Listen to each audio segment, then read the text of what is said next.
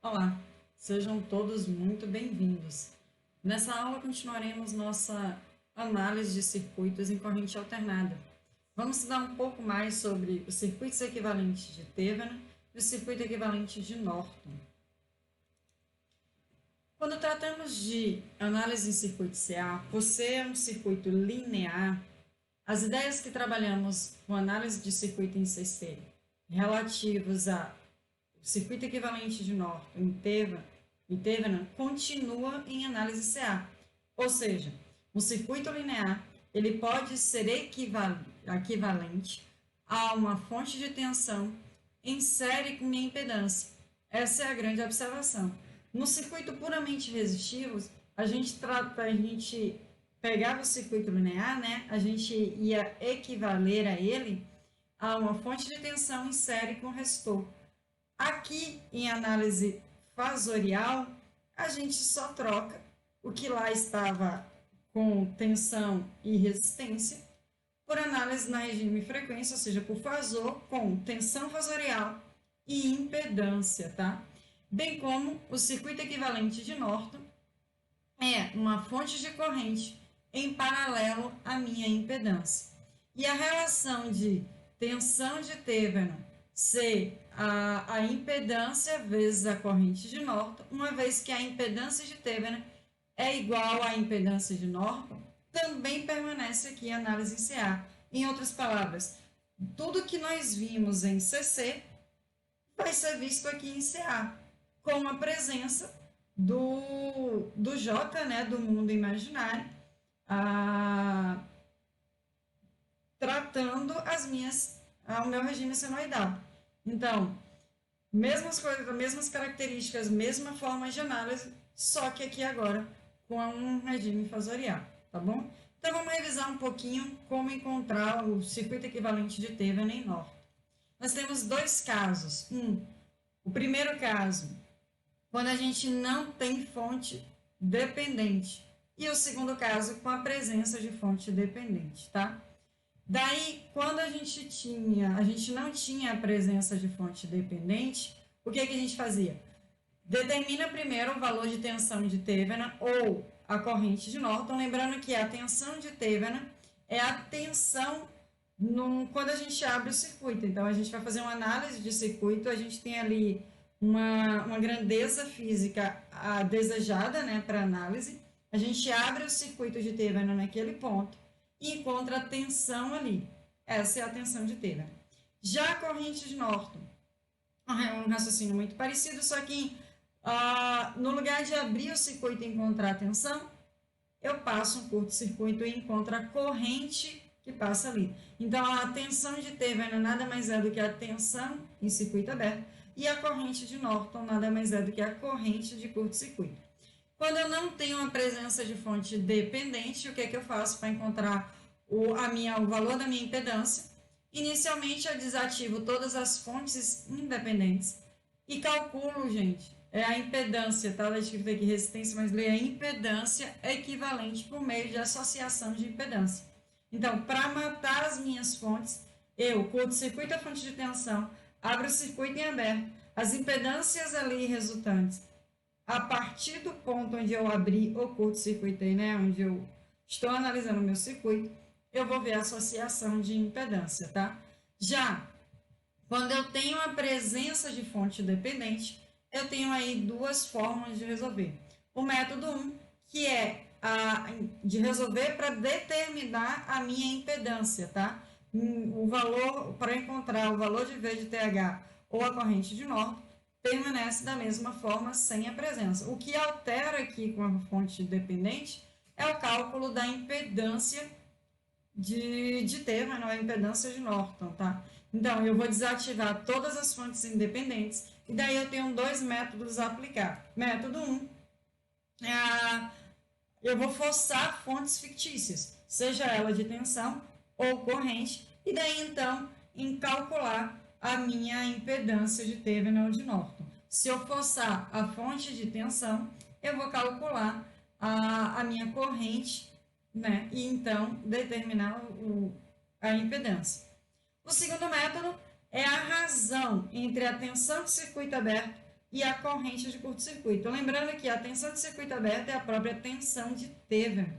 E a corrente de curto-circuito é a corrente de Norton. Então, eu vou encontrar o V de TH e o I de TH, mas para calcular ou determinar a minha impedância, eu vou precisar encontrar a tensão de curto e a corrente, perdão, a tensão em circuito aberto e a corrente em curto. Então, pela lei de Ohm, eu determino a minha impedância e assim eu posso montar o meu circuito equivalente, seja de Thevenin ou seja de Norton, tá bom? Vamos agora para o exemplo.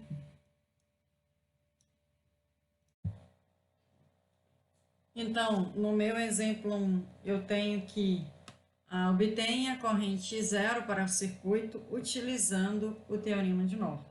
Então, para utilizar o teorema de Norton, eu preciso, na verdade, encontrar primeiro o circuito equivalente de Norton. O circuito equivalente de Norton, ele é composto por uma fonte de corrente em paralelo com a impedância, tá? Então, eu vou ter uma fonte de corrente em paralelo com a minha impedância. Eu vou chamar de Z de Norton, tá? Uma fonte... Deixa eu só... Aí, desenhei aqui. IN. Aqui o que eu vou chamar de ZN. E aqui eu vou colocar exatamente o desejado. Observe que o meu desejado, ele é 20 e 15J, que é onde passa a corrente zero. Então, o circuito vai ficar exatamente assim. 20 e 15, tá? Então, eu vou tirar esses caras daqui, vou abrir, na verdade, eu vou curto-circuitar o circuito aqui e vou trazer ele para cá para então encontrar a minha corrente zero que passa aqui. Para isso, o que é que eu preciso? Eu preciso encontrar o meu Zn e eu preciso encontrar o meu IN. Quem é cada um? Bom, vamos começar pelo Zn, tá? O IN é a corrente de curto que passa aqui. E o Zn, como aqui não tem fonte de dependente, eu vou trabalhar matando as fontes independentes. Nesse caso aqui, matando essa fonte de tensão, que é só dar um curto nela aqui. E abrindo a fonte de corrente, tá? Então, e aí eu pego a associação vista daqui. Circuito muito similar a esse aqui. Vamos lá. O que é que eu fiz? Aqui tinha a fonte de tensão, tá? O que é que eu fiz com a fonte de tensão? Eu curto-circuitei. Aqui, ó, se você observar bem, aqui tinha a fonte de corrente. O que é que eu fiz com ela? Abri. E eu quero a minha impedância de Norton, ou impedância de Thevenin, né, que são iguais, mas nesse caso aqui, impedância de Norton, é a impedância vista daqui. Observe que ao matar a fonte de tensão, todo esse cara aqui, ó,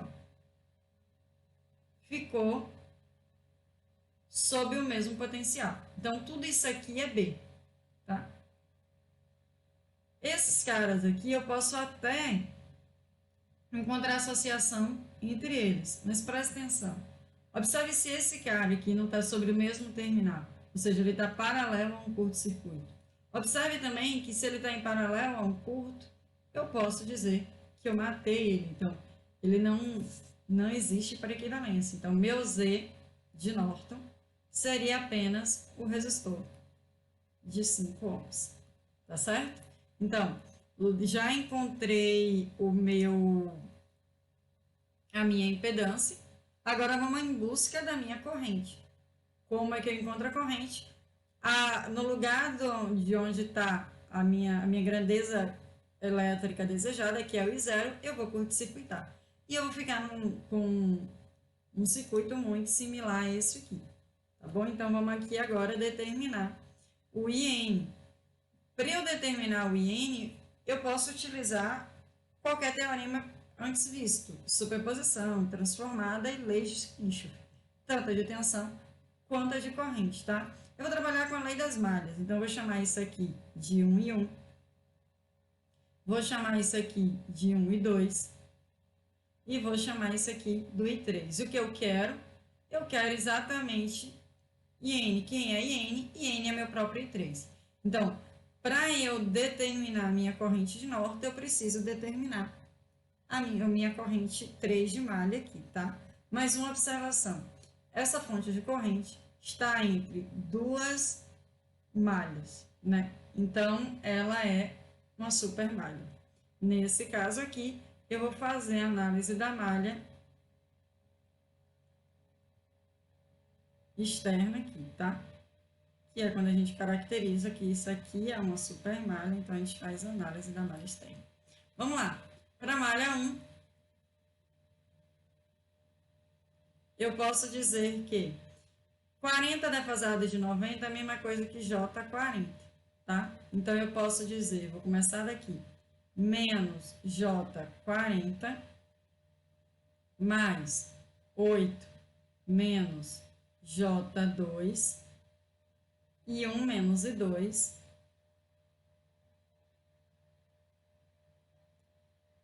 mais, tô pegando esses dois em série, tá? 10 mais J4 e 1 menos I3 igual a zero.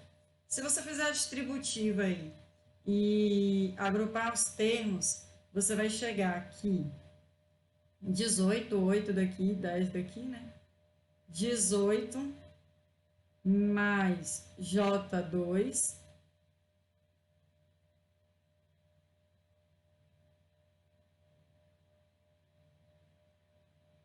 deixa eu só conferir se aqui é mais ou menos J2. Menos J2. 18 mais J2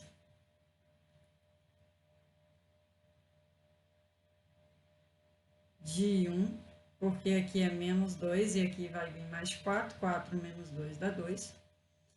18 mais J2 menos 8 menos J2 de 2 menos 10 mais J4 é igual a J40. Então, essa é a minha primeira equação, tá? E agora eu vou analisar a supermalha. Para a supermalha. Vou analisar a supermalha para a gente encontrar a próxima equação, tá? Vou botar de preto para não confundir. Mas, vamos lá. Vou começar daqui. Então, vai ficar 5 e 2.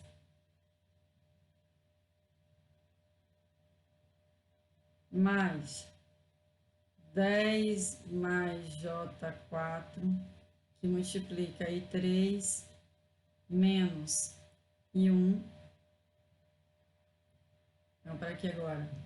Mais 8 menos J2 e 2 menos I1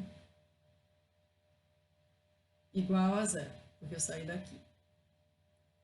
Fazendo a distributiva e as simplificações aí, você vai ter que menos 18 mais J2 de 1 mais 13 menos J2 de 2 mais 10 mais J4 de 3 é igual a zero, e essa é a segunda equação. Eu tenho duas equações 3 e 4, está faltando uma equação, tá? A terceira equação que falta, ela vem exatamente desse nó aqui, ó. Lembra que a gente usa a lei de Kirchhoff das correntes para resolver a supermalha. Então, aqui eu tenho que I2 chega, 3 também chega, e 3 sai. O que eu posso dizer aqui é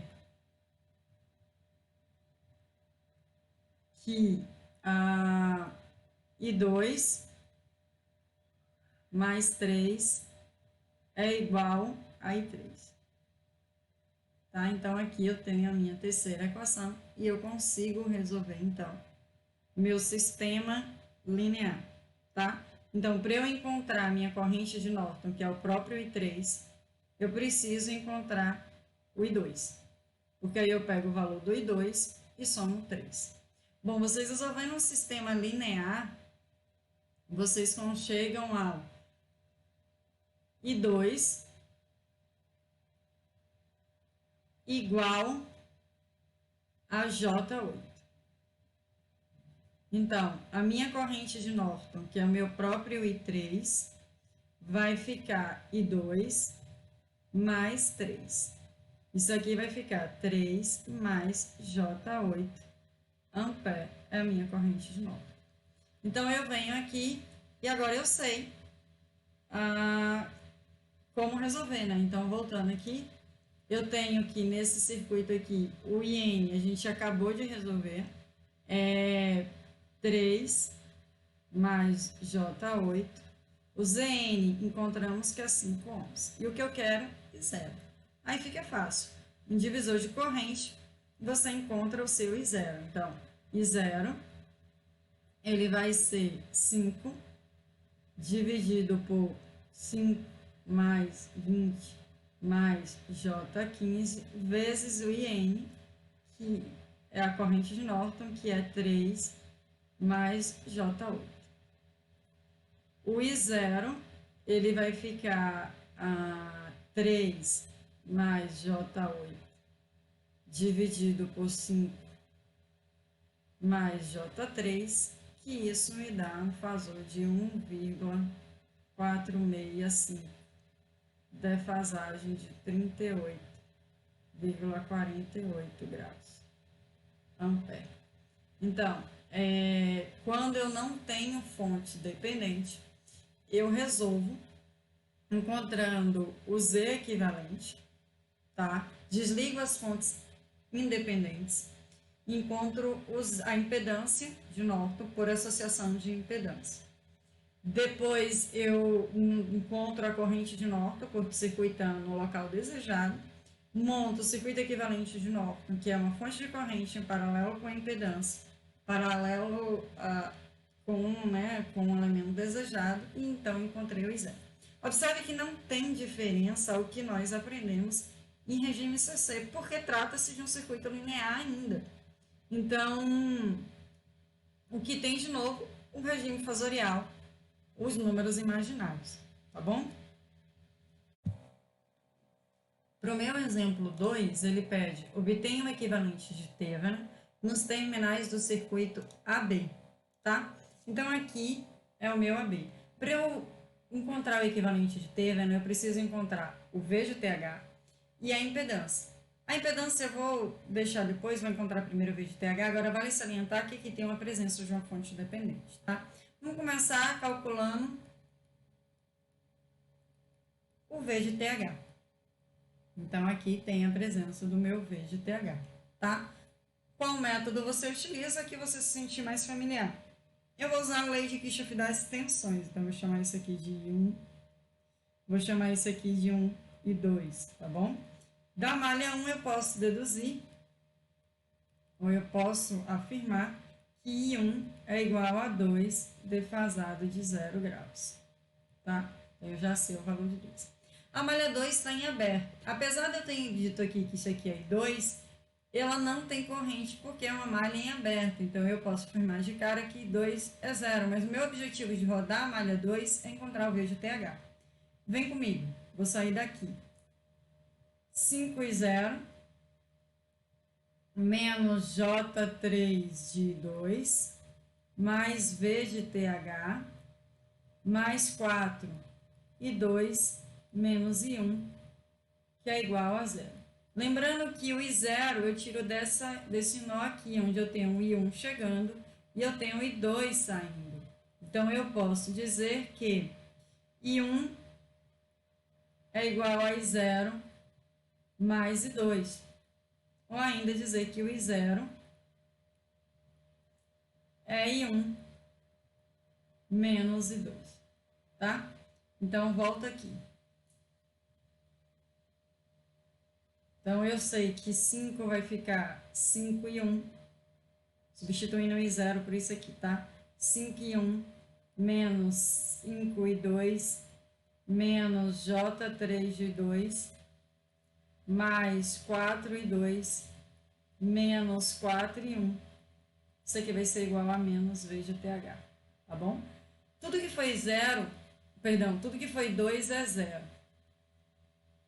Então, eu sei que 5 e 1 menos 4 e 1 vai dar I1, e 1 é 2. Então, V de TH vai dar igual a menos 2 volts. Esse aqui é o valor da minha tensão de Thevenin. O negativo aí significa só para dizer que minha fonte vai estar invertida, tá bom? Vamos em busca agora do Z de TH. Para eu encontrar o Z de TH, o que eu faço? Eu desligo primeiro as fontes independentes. Nesse caso aqui, eu vou abrir a fonte de corrente e vou trabalhar com o circuito do 4 ohms até aqui, tá? Então, vamos redesenhar isso aqui. Pronto. E, então, eu tirei aqui a fonte de 2 amperes. Eu tenho dois métodos para calcular o Z de TH. Eu vou usar o método 1, método da fonte fictícia, onde eu vou forçar aqui uma fonte de corrente de valor conhecido, que eu chamei 1 defasado de 0. Tá certo? Então, eu já sei o valor da minha fonte. Vou buscar, então, o valor do meu V, da minha tensão. Vou rodar a malha aqui, como a corrente está nesse sentido, eu vou rodar a malha nesse sentido aqui, tá? Onde aqui é positivo. Aqui também vai ser positivo. Observe também que o I0, ele aqui só tem uma corrente nela, uma malha única. O I0, ele vai ser a própria fonte de corrente forçada. Então, meu I0, ele vai ser meu próprio 1 defasado de 0 graus, circuito em série, a corrente tem que ser a mesma, tá bom? Então, vamos buscar o V de S. Quem é o V de S? Menos V de S. Uma corrente entra por aqui positiva, então, mais menos J3 de I de S. Só que o I de S eu ratifico. O I de S é conhecido. Ele vale 1 defasado de 0, então eu vou colocar aqui vezes 1, tá? Menos 5, quem é I0, como eu falei, é o próprio 1, o circuito está em série, mais 4, I0, uma vez que o I0 também vale 1, então vezes 1 é igual a 0.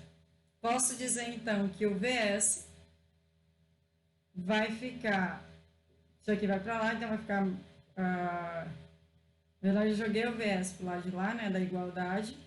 Então, VS vai ficar menos J3 menos 1. Então, menos 5 mais 4, menos 1. Esse aqui seria o valor da minha tensão forçada, tá bom? Então, o Z de TH, que é o Z de Thevenin, né? Ele vai ser o V de S menos 1 mais J3 dividido pelo valor da corrente que eu forcei. O valor da corrente que eu forcei é 1. 1 defasado de 0. Posso, então, dizer que o meu Z de TH